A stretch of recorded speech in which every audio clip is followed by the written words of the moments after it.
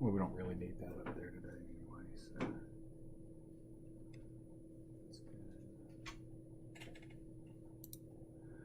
so. Okay, once again today, we're going to be going over an exam review. I'm going to be giving it to you directly based off the exam it's already built, so I'm just going to go verbatim down it and try to give you as much detail about it as I can.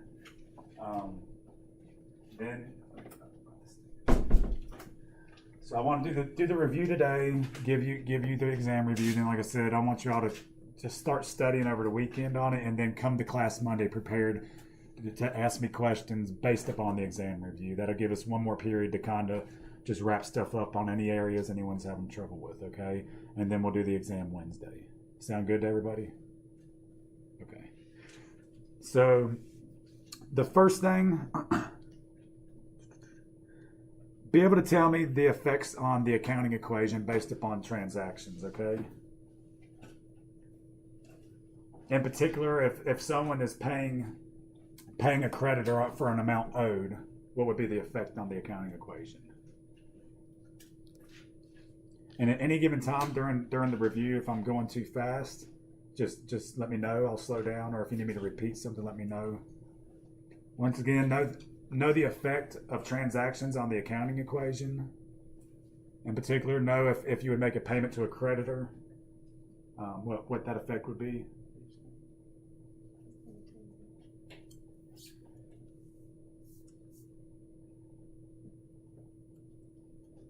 Be familiar with what the general purpose financial statements are, meaning income statement, balance sheet, statement of cash flows, statement of shareholders' equity, so on and so forth. The ones we built in the like in class, in the problems we worked out with the income statement, balance sheet, that stuff. So be familiar with what those general purpose financial statements are.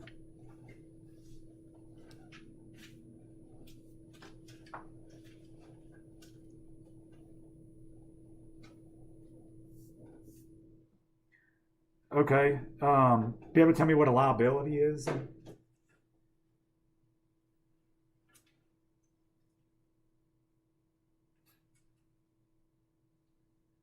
And just to throw this out there real quick, all of these are going to be multiple choice questions, okay? So the whole test is multiple choice questions, just to tell you the format. There's 50 multiple choice questions, okay?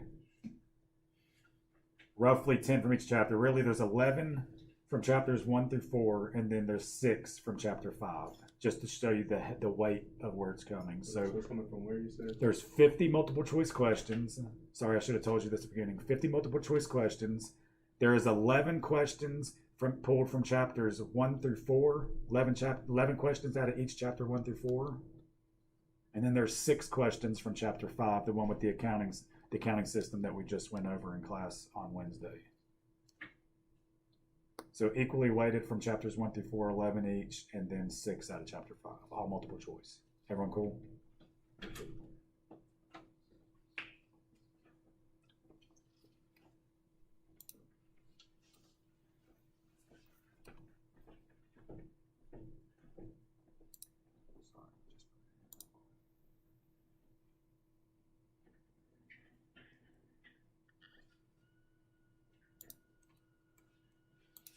Sorry about that.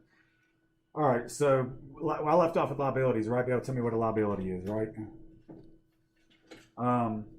Be able to tell me when a company records expenses. So what event causes a company to record an expense?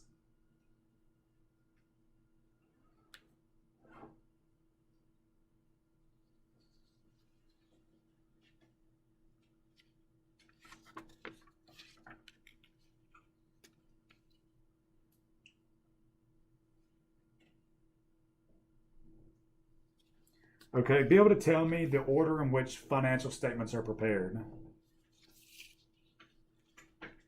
And if you recall, that once again is it comes back to that long problem we worked through for about 2 or 3 class periods. We built them in a particular order because we needed information from one to be able to carry over to the other statements. So be able to tell me the order in which financial statements are prepared. Based on the one we did the other day, for like 2, 3. 2 or 3 periods, yeah. So it's what order are financial statements prepared in? Meaning, do you prepare the income statement first, the balance sheet first, statement of shareholders' equity? So be able to tell me what order the statements are prepared in. Next one is, once again, going back to the accounting equation, be able to tell me how transactions affect an accounting equation. In particular, if you would be purchasing equipment, how would that affect the accounting equation?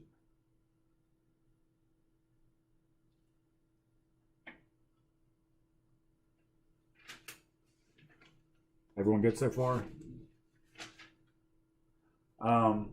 Be able to tell me what financial statement that liabilities are reported on?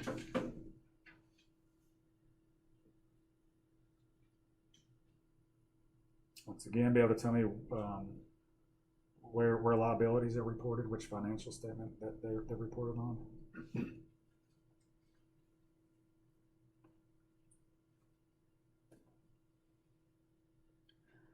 Okay, next, be really familiar with the accounting equation. We know it's assets equals liabilities plus equities, right? So be really familiar with that and be able to think through it if it was presented to you in a different format. Okay, so be able to just pick out what an accounting, how a different way an accounting equation could be expressed. So if like we write it in like a different form, like one of them is equal to that minus that, will we still get credit for that? Well, it's going to be multiple choice. So you'll be given different ways of different formulas, and you have to pick how the accounting equation could be presented. And it could be just assets equals liabilities plus equity, but you just have to really think through what exactly equities are. So, for example, we know the equities are what? What are equities? What's another term for equity? Net assets, right? What does net assets mean?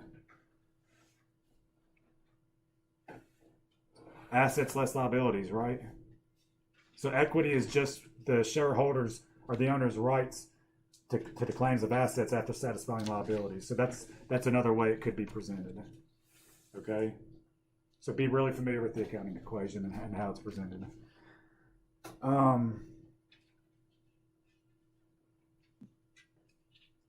Be familiar with how assets are listed or presented on a balance sheet.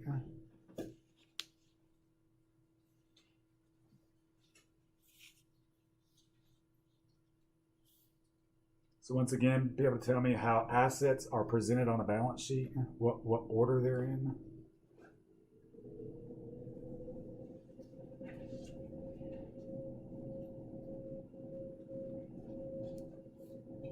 Next, be familiar with, am I moving too fast? Everyone good? Be familiar with the dates of financial statements, meaning income statement is like for a period, meaning for the year ended.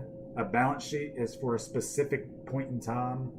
Statement of shareholders' equity is for the year ended because that's measuring activity for a period. So be familiar with what the pertinent dates are on the financial statements. Because we know, for example, income statement is for the year ended December 31st, 2020, right? It's for the year ended because it's measuring the operations throughout that period, right? Whereas a balance sheet is as a specific point in time because that's the position of a company at a point in time, right?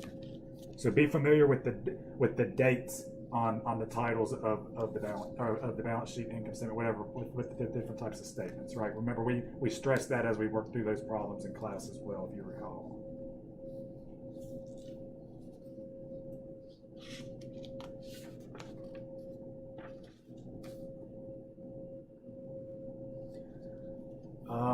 Be familiar with the body who's responsible for developing accounting principles or the accounting standards. So the body? Yeah, what professional setting body within the United States is responsible for developing accounting standards? For developing GAAP, right?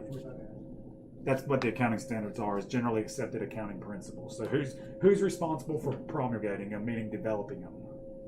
Okay? What body develops GAAP in the U.S.? Okay? To be able to tell me that.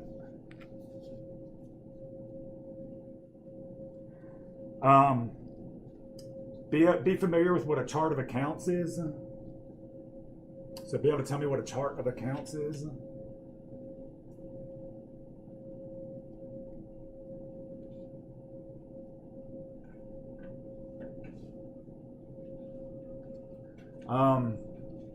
Be able to tell me what a trial balance is for. You recall what the trial balance is? We list them starting with the elements on a balance sheet. Then you can move down to your income statement amounts. It's your debits, credits. So be able to tell me a little bit about what a trial balance is for.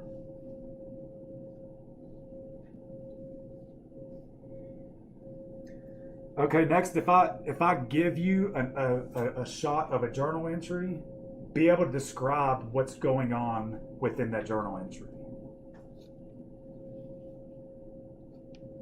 So once again, if I give you a journal entry, be able to tell me what that journal entry is accomplishing.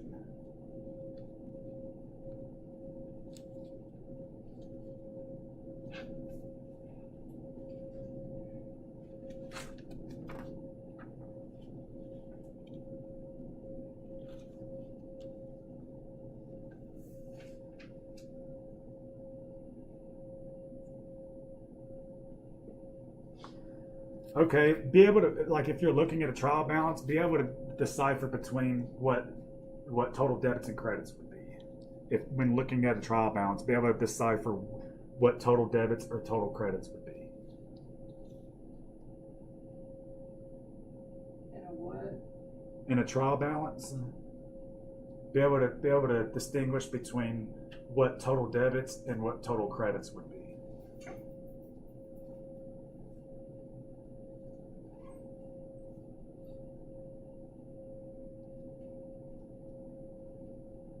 Okay, and then another one in regards to the trial balance, be able to tell me what total assets or total liabilities would be based upon looking at a trial balance. So we know they list different types of elements, right? You have your assets, liabilities, expenses, revenues, gains, or revenues, expenses, stuff of that sort. So you'd be able to identify different components and list them. Like if I asked what would the total assets or total liabilities be presented upon a trial balance, be able to identify those.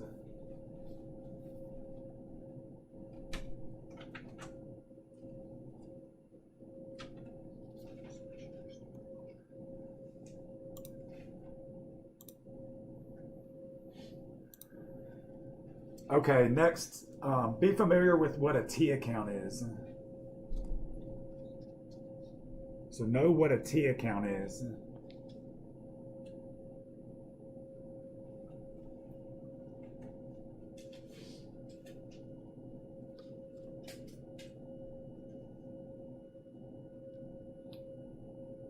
Okay, be familiar with how to just do general journal entries. In particular, be able to record if we made a payment of an account payable. Be able to tell me what entry that would be. So be able to do general journal entries with the double entries: debit this, credit this. Okay, so if you make a payment on something, be able to tell me what that journal entry would be. If you made a payment on an account payable, particularly, so you need to be familiar with these journal entries.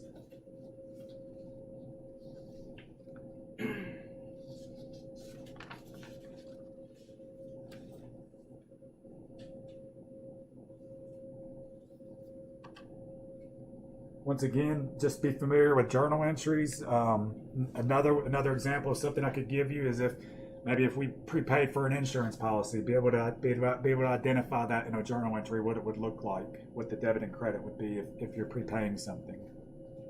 So once again, just really need to be familiar with these journal entries. You can see I'm giving you a scenario, tell me what the journal entry would be. I'm going to give you some actual journal entries. You tell me what's that's explanation of it or what's accomplishing. So just really be familiar with the journal entries, okay?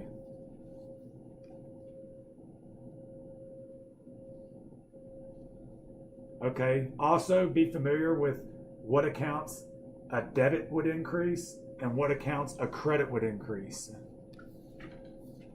So we know expenses and assets our debits, those increase them. We know that liabilities and equities and revenue, stuff like that, is credits will increase them. So be able to decipher between what makes if an account is debited, which accounts debits increase them and which accounts are credit increase them, whatever their original balances are. Be able to tell me the difference between the two. Does that make sense?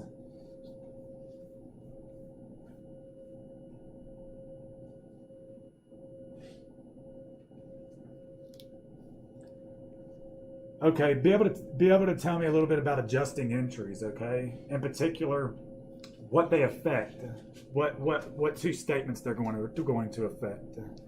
If you recall the adjusting entries we make, like if we have a supplies expense, or supplies at the beginning of the period is like $10, supplies balance at the end of the period is $5, we have to make an adjusting entry. We have to debit supplies expense, credit supplies to reduce our supplies on the balance sheet, and incur an expense on the income statement. So be able to tell me what financial statements adjusting entries affect. I just gave you a pretty good example. Okay? So be able to tell me what the effect adjusting entries are going to have, okay, on the statements. Does that make sense?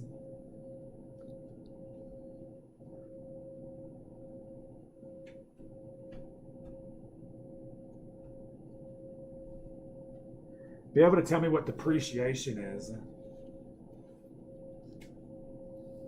So be familiar with what depreciation is.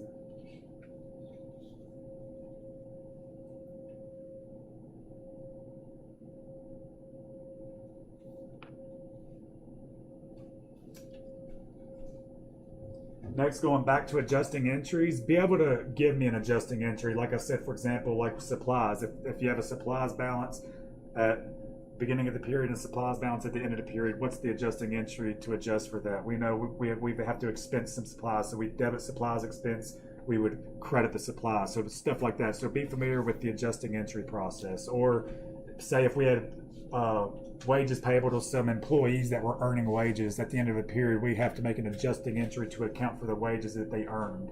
So for example, be able to tell me what the adjusting entry would be to be able to account for those wages they've earned. Make sense?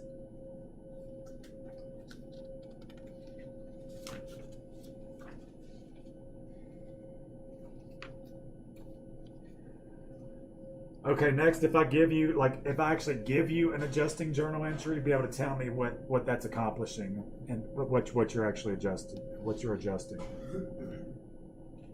So once again, if I actually give you an adjusting entry, be able to tell me what that adjusting entry accomplishes.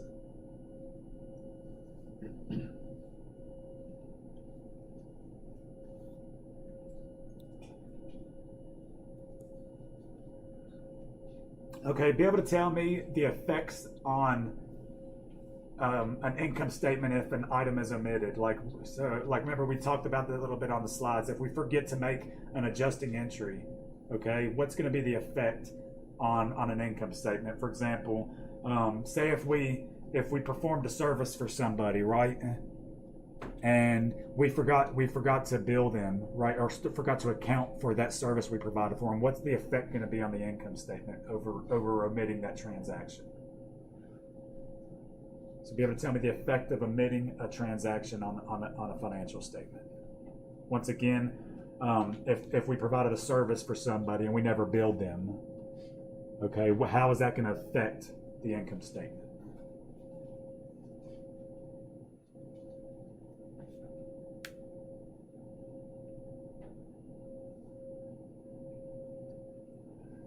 Be able to tell me what the entry is to record depreciation expense. So what would that adjusting entry look like?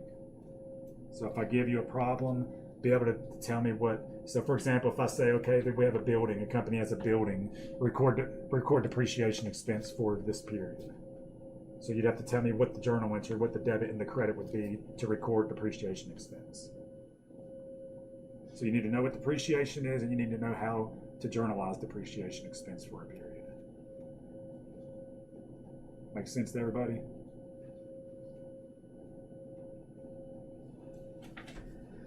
Okay, be able to tell me a little bit about the matching principle of accounting. What the matching principle of accounting is. Can you repeat that? I'm sorry. The last one? Yeah. Be able to tell me what the matching principle of accounting is?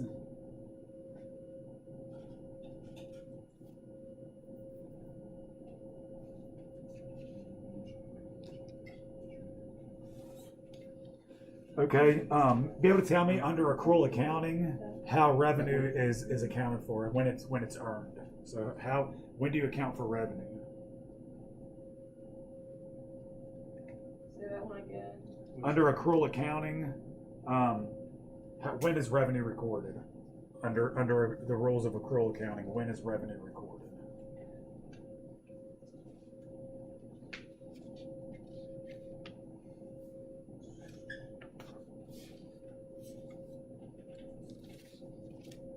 Everyone's still good? Okay. Be able to tell me what the purpose of the adjusted trial balance is?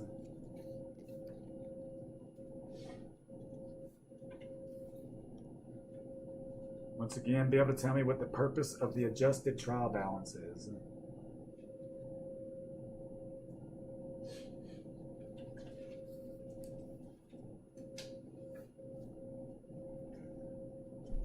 Okay, next, if I gave you a list of accounts, be able to distinguish which one of those accounts would not require an adjusting entry. Okay. So once again, you didn't know what accounts justify having an adjusting entry, or which ones would not require adjusting entries. So just know, if I gave you a list of accounts, once again, be able to pick out which one would not require the use of an adjusting entry.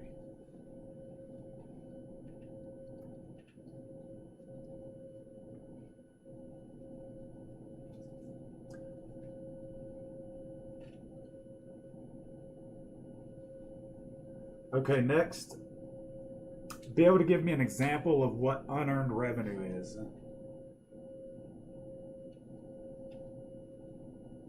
So be able to give me an example of what unearned revenue is.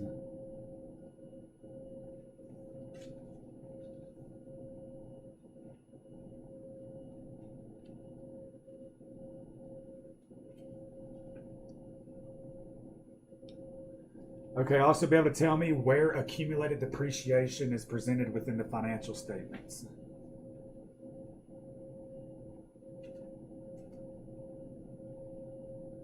Once again, be able to tell me where accumulated depreciation is located on the financial statements.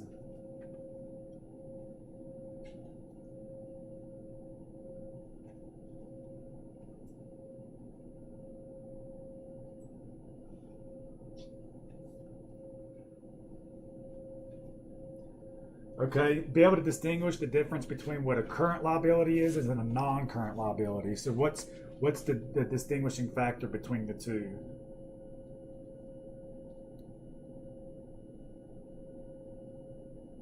What was that question again? Be able to distinguish between what a current liability is and what a non-current liability is. So what causes a liability to be either current or by default non-current? There's just a general rule you need to know for that of what constitutes it being current or non-current.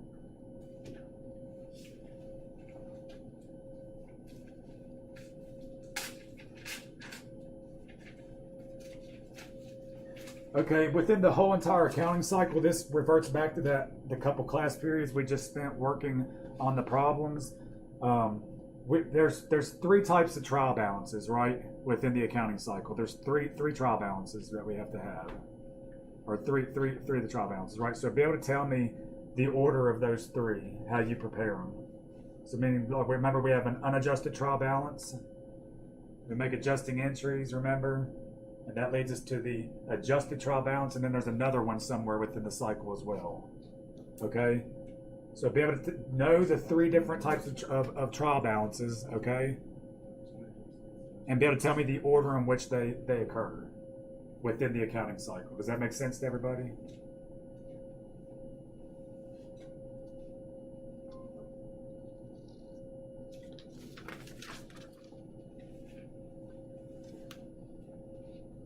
Okay, be able to tell me what the income statement presents. you recall the income statement, remember it measures the operating activity, the performance throughout the reporting period for a company. So be able to tell me what the income statement presents in order to accomplish that. And if you recall, remember, and particularly down on the expense section of it, they're listed from greatest to the smallest, with miscellaneous being last. Do you remember we talked about that on the income statement? So just be able to keep that in mind when looking at it, remember? So be able to tell me what an income statement presents.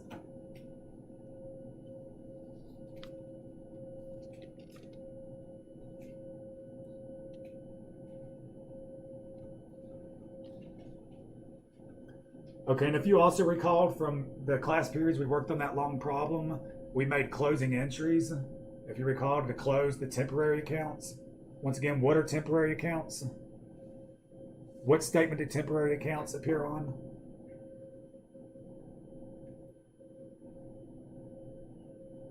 You remember, Julius? What was the question again?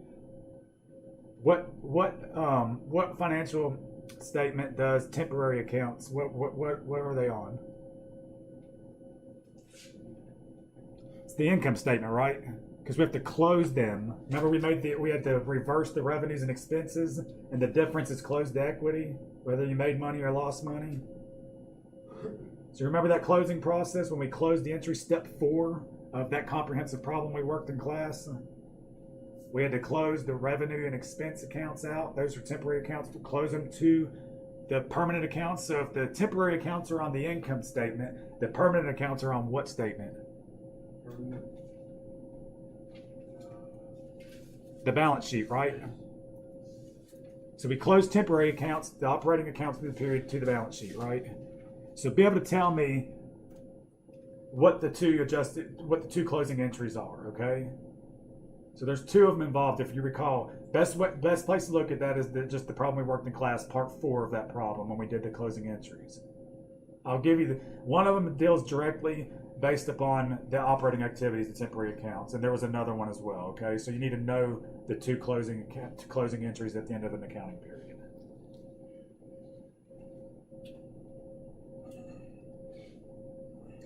Okay, if I give you an adjusted trial balance, the whole snapshot of an adjusted trial balance, be able to tell me what net income or net loss would be based upon looking at a trial balance or an adjusted trial balance, okay?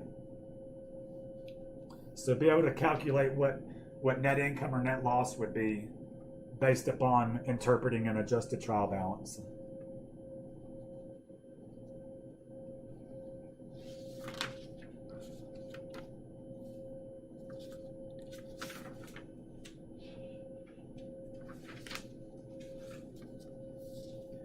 Okay, once again, more on the adjusted trial balance, be able to just look at it.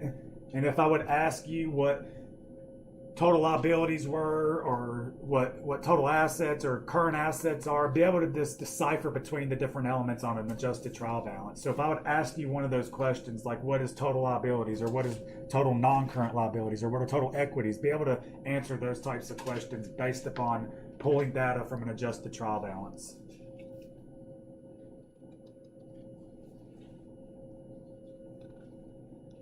And once again, all this stuff just comes all around to that long problem we spent so much time on in this class. That's why I really just wanted to focus in on that whole process, because it comes around to all these questions we're talking about.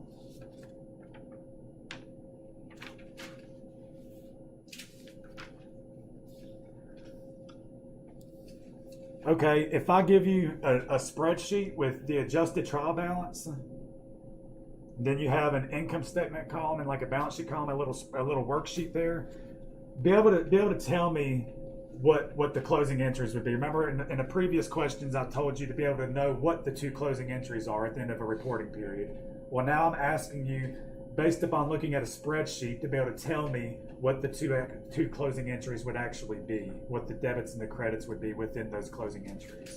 So you need to know what the 2 closing entries are for the previous question, and you also need to be able to look at a worksheet that we did in class on that problem as well, to be able to tell me what the 2 actual closing entries would be.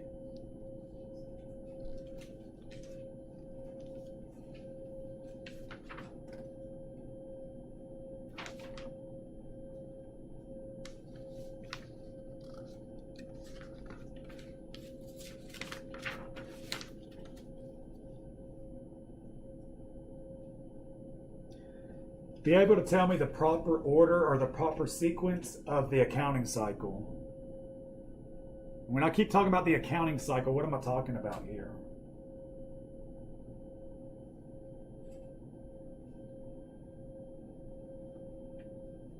Remember, you analyze and record transactions, and you post them to your ledger, prepare an unadjusted trial balance, so on and so forth. So it's still, once again, coming right back down to that problem we were working on. Besides that problem, we just picked up on the unadjusted trial balance. Or we picked up on the adjusted trial balance, but there's a couple steps prior to that. So be able to tell me the correct order or the correct sequence of the accounting cycle. So all the way from analyzing data all the way to the time you close it out. Okay? So be familiar with that entire cycle.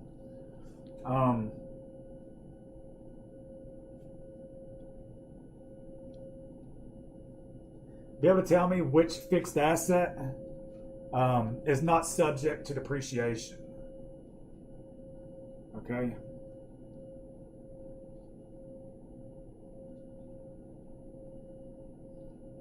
So once again, be able to tell me which fixed asset on the balance sheet is not subject to depreciation.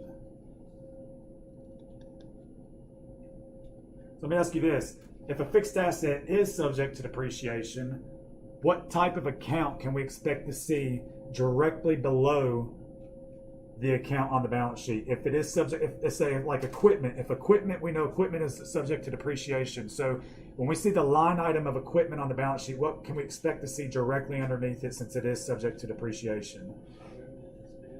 A what? Right, we need, that's the debit side on the income statement, but on the balance sheet, it would be a contra account, right? The contra account is what?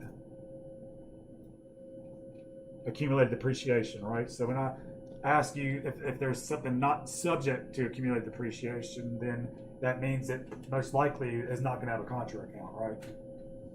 Okay.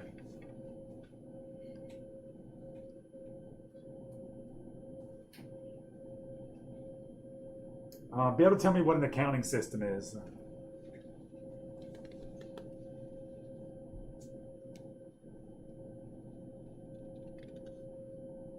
So once again, just be able to tell me what an accounting system is. Bless you.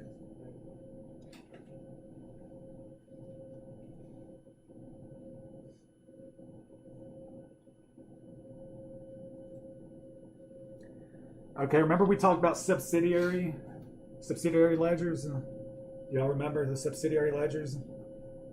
Okay, if I gave you some data within some subsidiary ledgers, be able to tell me what the control account balance would be based upon those subsidiary ledgers. Okay, let's recall, what is the subsidiary ledger again?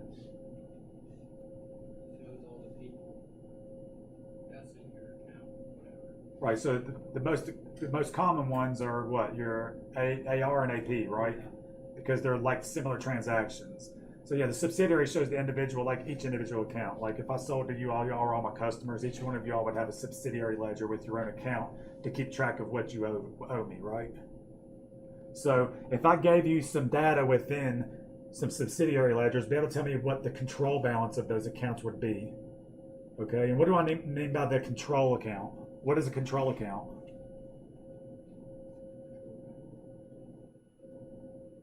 Remember, the control account is just the net activity within a subsidiary account, which is within the GL, right? Because what is the general ledger?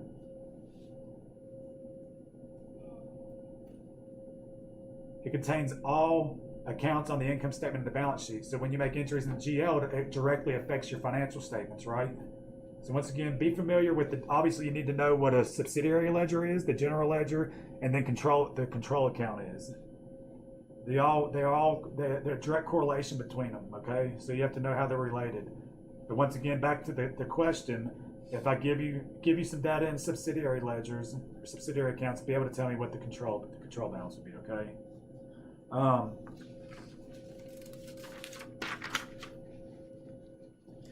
Be able to tell me what some of the most common types of subsidiary ledgers there are. So once again, what are some of the most common types of subsidiary ledgers.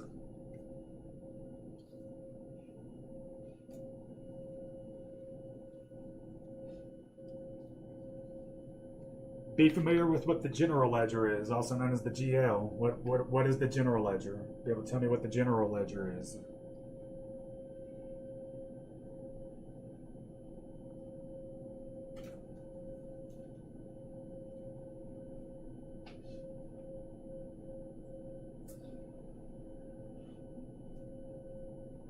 So once again, be familiar with what a subsidiary ledger is. Be able to tell me what a subsidiary ledger is if I give you a scenario or a question. Be able to tell me, be able to pick out what a subsidiary ledger is.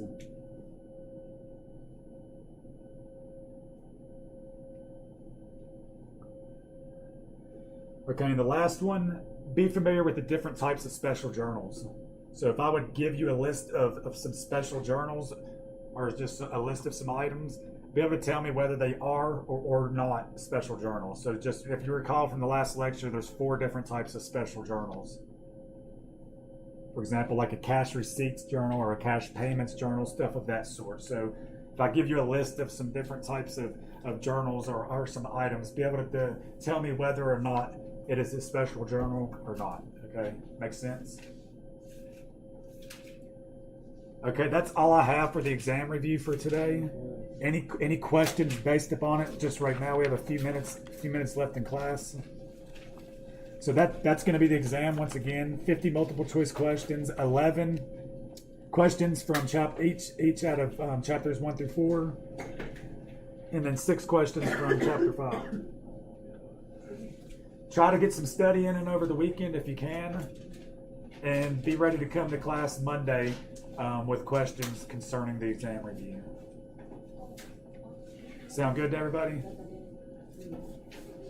Okay. Y'all have a good weekend, and I'll see everybody on Monday. And don't forget,